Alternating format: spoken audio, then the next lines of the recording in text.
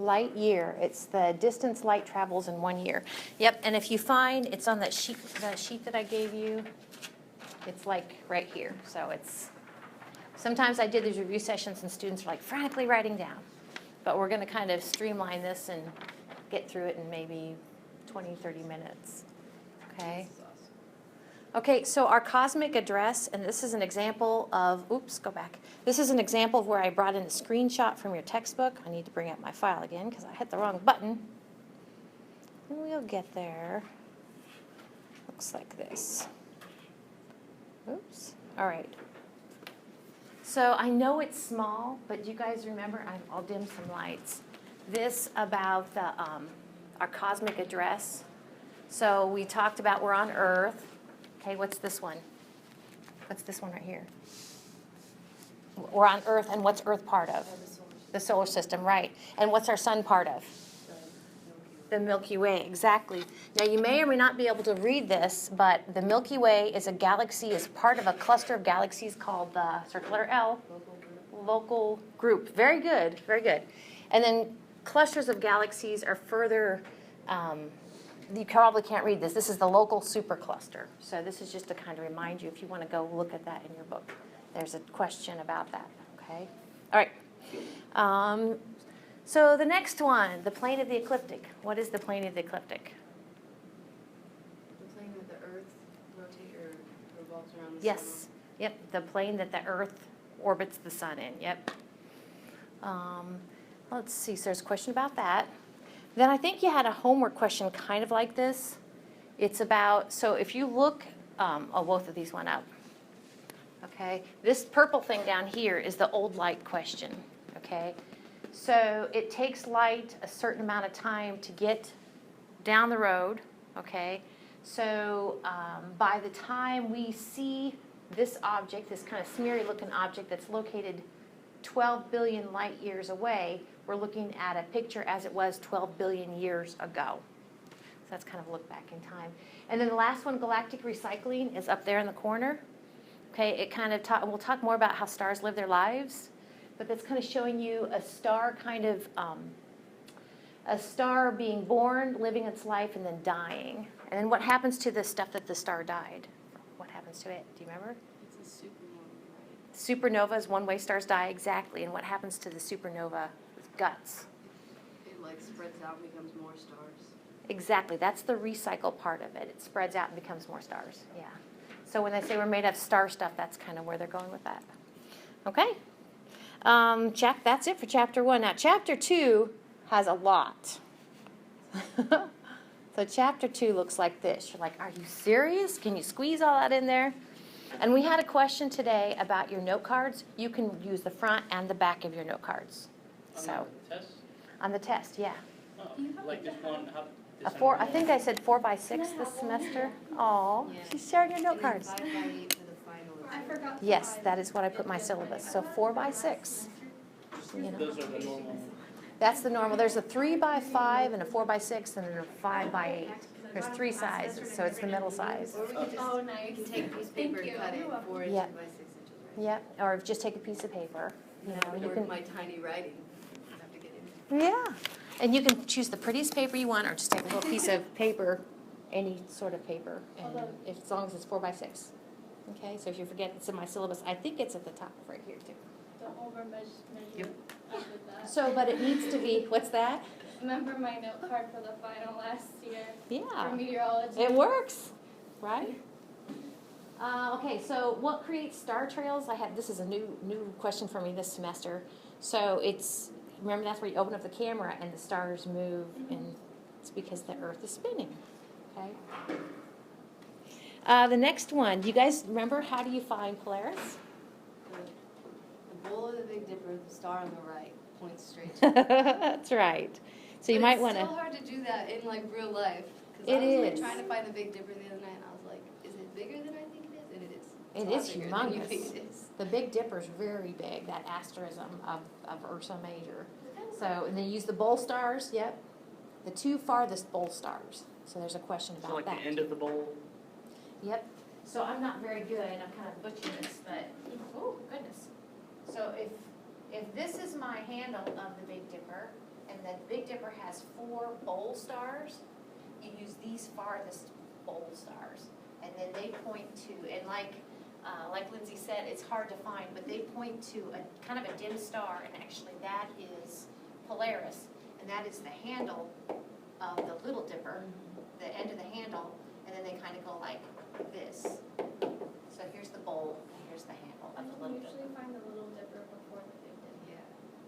Yeah, Really? Yeah. that's how it was. Yeah, when we right had now the Big Dipper's really low, I think, and it's hard to find. I was like, is it there? And then this semester, I'm going to kind of scatter maybe. We'll see how many constellations we do. But we talked about a couple constellations in here. We talked about Orion with his, and like Ty was saying, the belt stars are the easiest to find, those 3. They're kind of equidistant from each other. They're similar color and intensity. I think they're just striking. So if you can find the belt, okay, then there's a sword hanging down from there. And I kind of do it this way because that's the slant it is from the horizon. And then you have stars and stars. It's kind of, now in Taurus, the only thing we really talked about was, I call it the flying V. What's the So- word say? Taurus, Generally. to me, the biggest thing about Generally. Taurus is kind of this V-looking thing. That needs to be thrown away. So does that. There's like 4 more black marks. There, okay, and the Pleiades, what's the Pleiades called, do you remember? 3 sisters. Or the 7 sisters. 7 Thank you. sisters, Pleiades, 7 sisters, yeah, they're part of Taurus. So kind of know those. And then I brought in a picture for this one. Do you remember I had you guys hold out your hand? Okay, maybe, okay. And then kind of how we call it subtend. We call it kind of how much it covers of the sky. That is an angle. And so you basically got your index fingers 1 degree, your fist is 10 degrees, and your extended palm is about 20 degrees. So that kind of helps you star hop sometimes and kind of tell other people where stuff is. I know when we're out there looking for the International Space Station, sometimes the people there will be not, what's the angular distance from the horizon? They're like, oh, okay, well, that's, I forget what it's 40, so they're like, oh, that's 2 palms, okay? So anyway. All right, then we talked about celestial sphere. That's the thing that's kind of breaking the model thing, and I'm pricing those, so we'll see if we can buy a new one. The celestial sphere is a model. It's like not the way things are. Stars aren't really embedded equidistant from the Earth, but that's kind of works. The Milky Way, kind of showed you some pictures that I took of the Milky Way, but it's kind of that band. It looks like milk, spilt milk, okay? But one of the things that Galileo did is he used a telescope and he could see that it looked kind of just hazy because there's just a gob of stars, okay? So feel free to use binoculars and look at the Milky Way. Circumpolar stars, I think you had a question on your homework about that. And I kind of think of them as the bullseye stars. They're the stars that, if that's Polaris, I could make circles like this, okay, going down to the horizon, and all of those stars would be circumpolar because they never set. I maybe not see them throughout the course of the whole day because the sun comes up, but they are always, okay, like that. That's circumpolar stars. NCP, and I think I left this like this on the test. NCP stands for North Celestial Pole. It just means that if you take the Earth's axis of rotation, what star is it pointing to? And you guys would tell me Polaris. So our North Celestial Pole is Polaris. That's all that means. Don't let that throw you off, okay?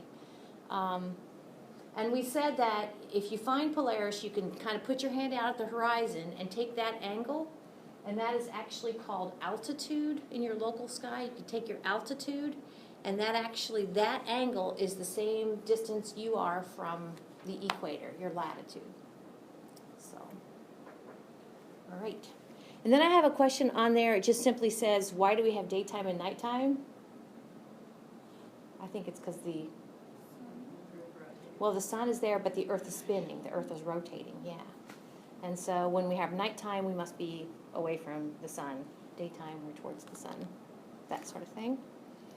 And then I do have a question on there about a couple things. why do we have seasons? And not all planets have seasons. This is my axis of rotation. What's this? 23.5 degree tilt, yeah.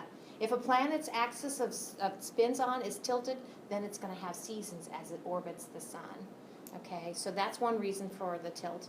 The other thing is, are our days getting longer or shorter now? Longer. Our days are getting longer. But if you're in astronomy, you're like, oh my goodness, our nights are getting shorter. So anyway, but it's too cold out there to do astronomy anyway. So our days are getting longer. So that's another reason we have seasons. And then the other one is kind of the directness of the sun's rays. Okay, we kind of talked a little bit about that. So that's listed there. So up there you see the 2 asterisks. There's a question on the test about, do you know when the 2 solstices are and the 2 equinoxes? We call the 2 solstices summer and winter, and we call the 2 equinoxes spring and fall. Okay, so you're going to want to know the approximate dates. I'm terrible with names. I'm terrible with dates. December and all those dates? Yes, it is the Okay. December, and then March, and then March. I have my June. Yeah, June, that's up here, and then September. So we need to know all the equinoxes The dates? 2 equinoxes. 2 equinoxes and the 2 solstices. Yeah, and it's kind of it's little tiny, but it's up here. Yep. Very good. And the next one, do you remember what precession is? I'll take this and I'll kind of like this. Oh, the wobbliness. Yeah, it's the wobbliness, yeah. And I brought in a picture from your textbook with the 2 green asterisks up there. Precession is this, and it says actually right now our North Pole is pointing to Polaris, but yeah, it changes. It used to point to the star Vega, and then it's going to come back. It takes 26,000 years to do that one. Phases of the moon, our Oreo cookies. Goodness, I tried. You missed the whole Oreo cookie thing. But anyway, down here, I've got, this is from your textbook. You need to know those phases. 1, 2, 3, 4, 5, 6, 7, 8. 8 phases. And I'll kind of go ahead and give you a hint. It's a multiple choice question, and basically you have to put them in the right order. Okay? This semester, I kind of do it different semesters, but so know those phases. The next one, I can't remember what question goes with this, but the moon, of course, orbits the Earth, and the moon also spins on its axis, and that's going up to the next one right there. We call that synchronous rotation. Okay, it's about 29 and a half days. I told you 28 just so you can go ahead and go 4 weeks. Okay, but it's 29 and a half days. We talked about the fact that as the moon orbits the Earth, is it always the same distance from the Earth? No. In fact, that's what gives us our supermoons, because we have full moon at perigee. Okay? So, and then we talked about the fact that it's called the near side, okay, not the, okay, near side and far side. So the near side is the side that we always see. It's the pretty side of the moon. Like, that was a gorgeous picture I saw in somebody's moon picture. And the reason that we only see one side of the moon is because it spins. It's this what this girl's doing right here. She is the moon, and she's orbiting the Earth, and she's also spinning on her axis at the same amount of time. And then we got this, the whole eclipse thing. So there's an eclipse of the moon, we call the lunar eclipse, and there's an eclipse of the sun, we call a solar eclipse. Since you guys are just with it, paying attention, I'll tell you that on your test, you need to kind of draw the relative positions of the 3 objects that make our eclipses. Okay, the 3 objects being, of course, the moon, the sun, and the Earth, because we're the observers. So like this diagram here? Yep. Yep, like those 2 diagrams. You only need like the light and the shadow. No, I wouldn't. I just want kind of, relatively speaking, what order they're in. The earth, the shadow, and then the light. Yep. That one. So here this would be eclipsing the moon. So this is where the moon goes into the Earth shadow. Okay. Yep. And this would be eclipsing the sun, where basically the moon casts a shadow on the Earth. Okay. Yep. So let's see. Just for kicks, if you were, let's see, is this what I want to say? Yeah, this one up here. Okay, so if you were right here, okay. and you were on the moon. You were on the moon as the moon was going behind the Earth. If you were on the moon, which would be awesome, right? Okay, what would you see as you were looking this way? As you're going into the Earth's shadow? Well, Like a big black, yeah, you're right. You'd see blackness because it would look like the sun's going away, wouldn't it, as you go? Yeah. It would be in that dark gray spot, right? Mm-hmm. Yep. would it maybe look like there's a big ring around the black? Yeah, depending upon kind of size and stuff, it could look like if this is the sun that you were seeing on the moon and you pass and the Earth is between me, okay, the Earth's right here and I am the moon, you could actually maybe see the sun go away because the moon makes it go away. I Yes. have a quick question. Mhm. Underneath the near side of the moon, what does that say in green? Good question. It says side that faces Earth. Okay. Side that faces Earth. It's probably hard to read on your little thingy too. It's very hard to read. Does any of Jupiter's moons, Is any what? like Jupiter's moons, are they in synchronous rotation? That's a good question. Yes, there are definitely moons Are all out of them there. in synchronous rotation? I think the large ones are. Interesting. Mm-hmm. I'd have to double check, and I think we bring that up in lecture. That's a good point. It is cool. And it's a gravity thing. So Yeah. for that near side of the moon, the one that faces the Earth, that's the face that we see all the time because of the equal rotation, Yes, it goes. the rotates equal, exactly, the equal orbit and equal spin. around. Okay. Yep, the near side. So what do we call the other side that we don't see? What's the opposite of near? Starts with the letter F. Far. Far, yep. So we have near side that we always see, and the far side's always popped up. Okay. Yeah, well. So we should say far side, not dark side. Yes, so the whole dark side's kind of like, eh. Yeah, but it's a great album, right? Yeah, it's a great Yeah. Okay, on to 3. So 3 looks like this. Okay. Ptolemy, did he have it right? No. No. Bless his heart. He tried. He tried. He's kind of the last hurrah, I think, for the Earth-centered things. But, so there's a question on there that says, do you know why he put those kind of loop-de-loos? Why did he put the orange thing, by the way, is a planet orbiting our planet, which is kind of weird. Okay, but why did he put those epicycles? Mm-hmm. Yep, he put those, they're called epicycles, the loop-de-loos, to explain retrograde motion of planets. Oh, oh. The backward motion of planets, exactly. Yep. And then there's a question on there, why do planets appear to go backwards? And I always get do they go to east to west or west to east? I don't know. Let's just call it backwards. Planets are moving backwards against the background stars. And they move backwards because, I guess there's no question. Yeah, there is a question. It isn't on my review sheet. Does anybody remember why they move backwards? Is it because of the wall? No? And something, did it have something to do with the rotation? Not the rotation, the orbiting the sun.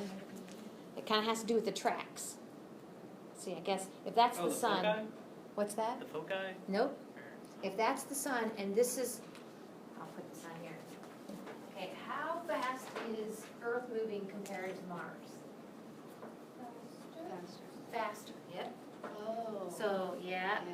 the whole backward motion has to do with, this is Mars and this is Earth, okay? Is the fact that basically Mars is moving more slowly and Earth catches up to it, and it looks like Mars is moving backwards for a little bit until it kind of overtakes Which it. you found that in traffic too.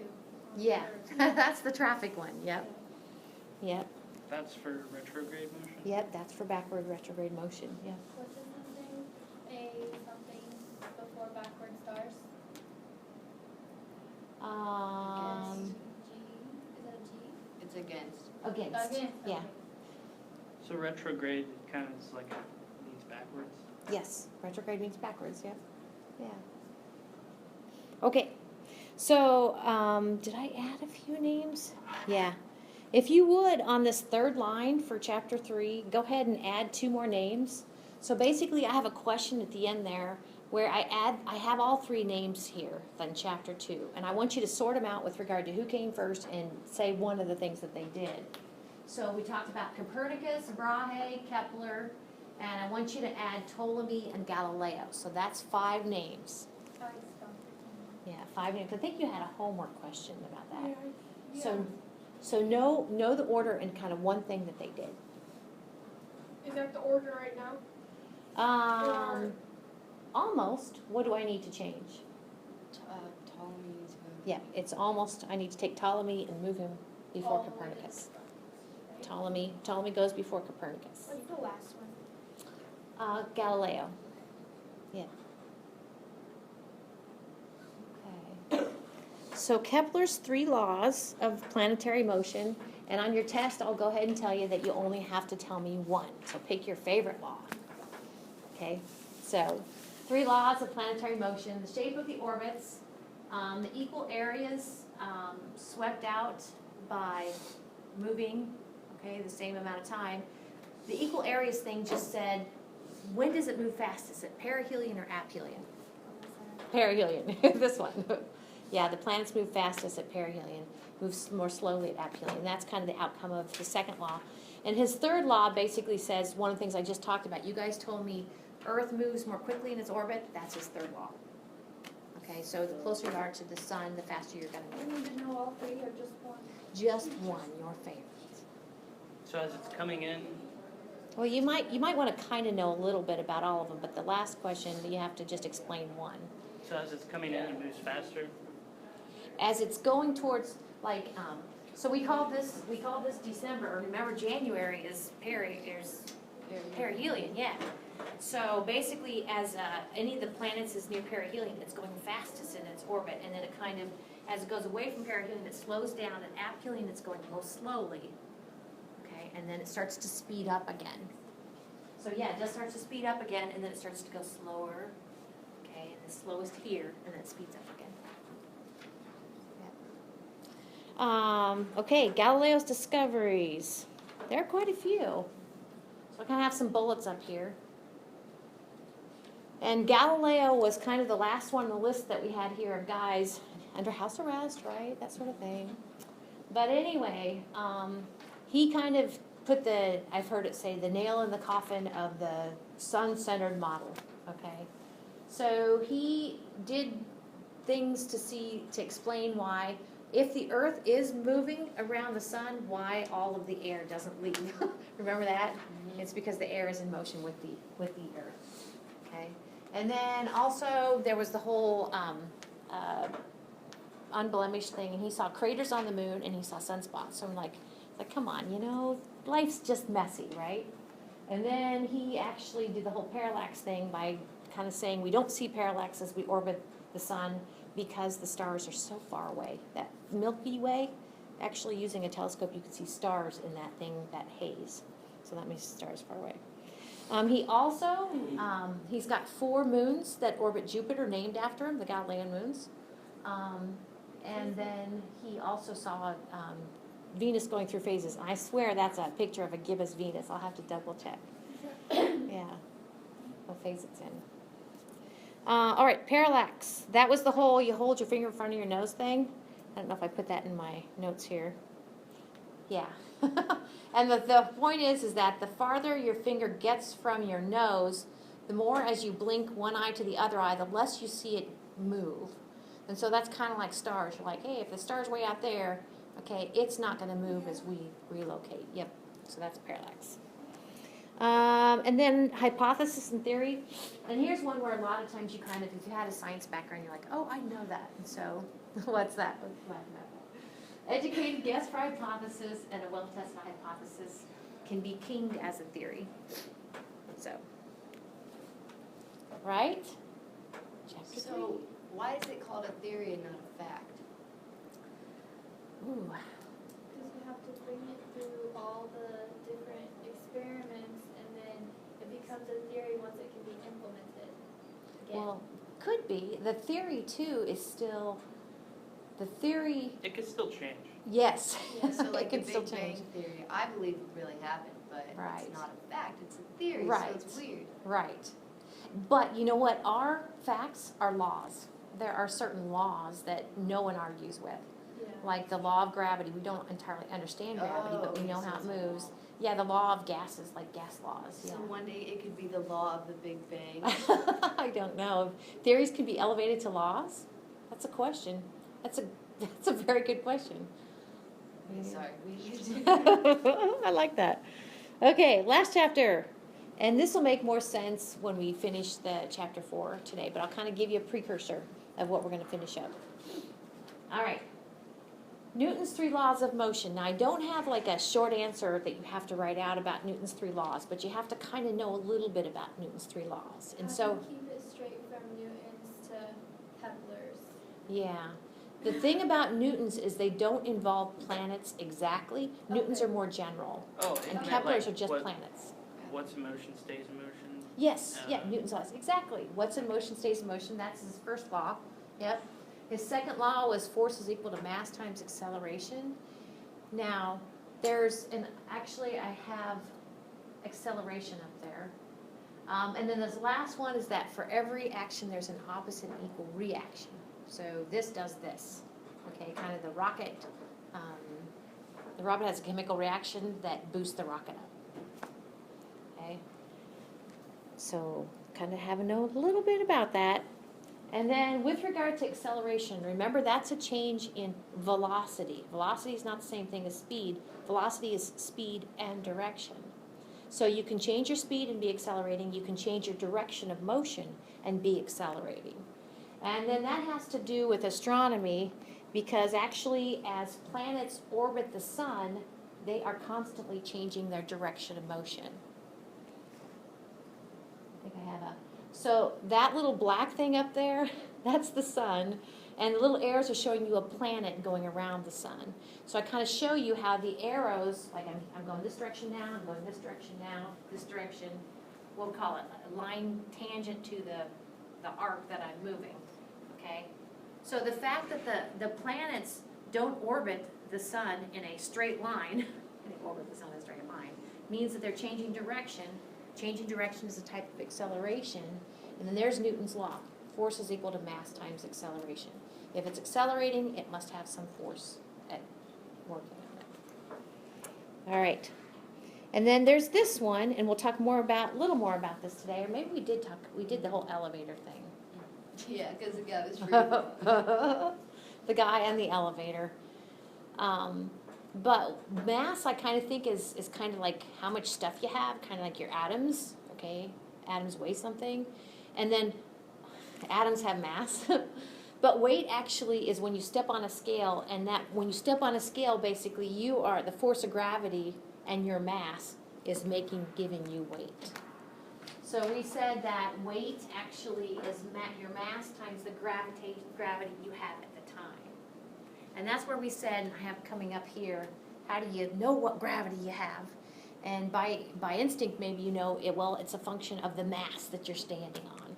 So the moon is about 1/6 mass of the Earth. So that's why we kind of, if we were to take our balance to the moon and stand on it, okay, our mass would be the same because we have the same atoms, but our weight would be different because our G is different. Okay, weight is equal to mass times G. Okay. Okay. And then there's this one. So the cool thing, and I kind of did some things up here the other day, and usually think the heavier thing is going to fall faster, but nope. Independent of mass. Okay, it's gonna go faster and faster. For every 1 second it falls, it's gonna go 10 meters per second faster. So that's why in 1 second it'll be at go from 0 to 10 meters per second. You give it 1 more second, and it's gonna add 10 meters per second onto that, so it's a 20. And you guys told me if you go 3 seconds, how fast is it falling? 30 meters per second. Yep. Yeah, I've seen they made a vacuum and dropped a feather and a bowling ball, and they both hit the ground at the same time. Isn't that cool? Creative vacuum, exactly. And that's kind of what the dude on the moon did. He's like, very low air, to go ahead and create differences. So, not quite a vacuum, but. And then today we're going to talk about we'll talk about different types of energy. But if you've heard of potential energy and kinetic energy, they're kind of yin and yang. So potential is stored, and kinetic energy is the energy associated with motion. And one of the things that we know is that all atoms, all molecules are moving, okay? And the other thing is that if you heat stuff up, what do you think? Do they move more faster or more slowly? They move faster, exactly. So actually, when you're using a thermometer, you're kind of measuring the amount of kinetic energy of the motion of that matter to a certain degree. And then we're going to talk about 3 temperature scales. Of course, when we're looking to see what the temperature is, we go Fahrenheit, right, outside. In labs, oftentimes we go metric Celsius. But- What's Kelvin? Isn't that one? Kelvin, yes, Kelvin is the most intense temperature scale there is. And Kelvin works closely, it's metric, Celsius is metric, so they work closely together, Kelvin and Celsius. But Kelvin is cool because actually if all matter has motion, you guys told me the hotter it is, the more it has, so if you cool it down, it has less and less motion. So when matter stops moving, I don't know how you want to say this, it has reached 0 Kelvin, okay? So is that like when something's frozen? Sort of, it's frozen, it's not moving. But even like ice, within ice, the matter is moving. So it's kind of a super frozen. So like, what's that called? Dry ice? Wait, is there anything that's even 0 Kelvin? No. It's been approached, but, and some labs have said that they reached 0 Kelvin, but it's usually statistics is kind of what they're playing. So 0 Kelvin can be approached. It's kind of like if you play like a little mind game that you say, all matter has to have motion. Okay, and at 0 Kelvin it has no motion. You're like, well, which is it? Does all matter have to have motion? At 0 Kelvin it has no motion. And so it kind of goes back to what you're thinking, Ty. Then at 0 Kelvin, it kind of violates the premise that all matter has motion. So no, 0 Kelvin, it can be approached but not attained. And dry ice is, it's actually like carbon dioxide gas So that's there's been a lot squished. Yeah, Okay. yeah. And then here's an equation down here, okay? The Fg is the force of gravity, okay? This big G is actually a universal constant. So force of gravity is equal to, and you see the green and the gold there. Okay, those are the 2 objects you kind of see that are being attracted to each Is that other. an A on the bottom of there, A2? Which one? D. No, the equation. Yeah, that's a D squared. Oh, D, Yeah. sorry. So this kind of what do you think if you get heavier objects? Does the force get stronger or weaker? Stronger. And that's all that's saying, is if you increase a mass, the force is going to increase. Well, what if you get them farther apart? What happens to the force of gravity? It gets weaker.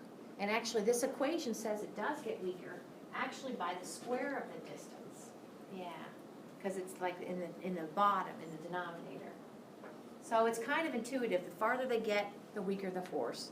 The more massive, the stronger the force. Okay. The last one is kind of fun. I've never lived on a coast, okay? But they have the tide thing going on. That's why you can like find seashells on the seashore. Because basically what's happened is the water's come up at high tide and then it's gone out at low tide. So you go. So is the moon's gravity pulling Yes. the matter?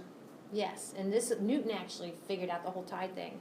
So what happens is, we're kind of looking down, this is the North Pole, okay? And the blue, kind of think of the blue as maybe being the fluids, Earth's atmosphere, that's the blue.